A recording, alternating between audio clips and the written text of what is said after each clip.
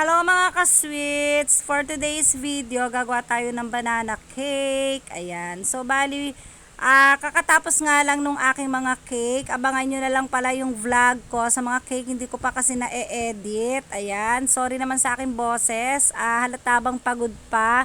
Medyo pagod pa talaga ako. Masakit pa talaga yung aking katawan. Dahil nga 2 days tayong puyat. Dahil do sa ating mga cake orders.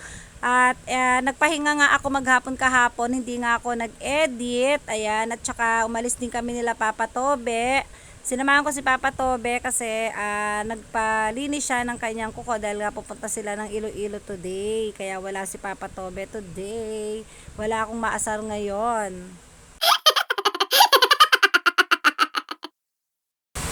Ganito pala ako mag-grease ng aking mga llanera bago ko ilagay ang banana cake kasi para hindi nga siya dumikit. Nilalagyan ko lang siya ng oil and then dinadust ko ng all-purpose flour. Ayan. Para pag tinanggal ko yung banana cake, hindi ako mahirapan. Kasi pag oil lang, dumidikit talaga siya, nasisira. Sayang lang yung banana cake natin. Hindi na natin maibebenta. Ayan.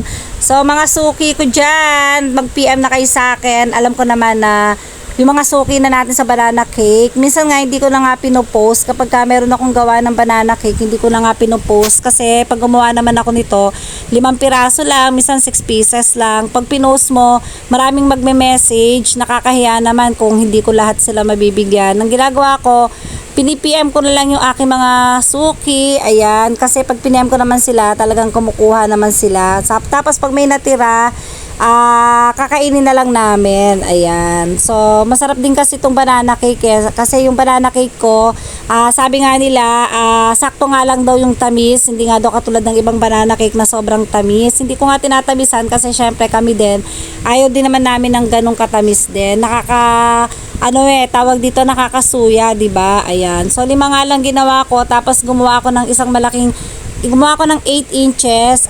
Dadalhin ko naman sa aking mga pamangkin kasi nga nag-recognition sila, parehas honor yung aking mga pamangkin. Ayan, ang gagaling nyo. Congratulations. Manang-mana talaga kayo kay Tita Ge. Charot! Sobrang favorite kasi talaga nila din tong banana cake, lalong-lalo na si Kuya Kalel. Gustong-gusto niya talaga tong banana cake na ginagawa ko. After ko nga mag-bake ng banana cake, pupunta kami ngayon sa aking kapatid. Ayan, para nga bisitahin ng aking mga pamangkin at i-congratulate sila ng personal. Ayan, pupuntahan pa namin sila sa Guadalupe. Sa Sembo pala, sa Sembo sila ngayon nakatira. Nakakatuwa nga yung aking mga pamangkin, mga sobrang tatalino talaga, grabe. Talagang nakakabilib, lalo na yung pamangkin ko na si Kara, yung bunso, talagang napakatalinong bata, grabe. Napakagaling magbasa, ilang taon pa lang siya. Napahaba na palang kwento ko, patapos na tayo. Ayan, luto na ang ating banana cake. Thank you for watching. Bye-bye!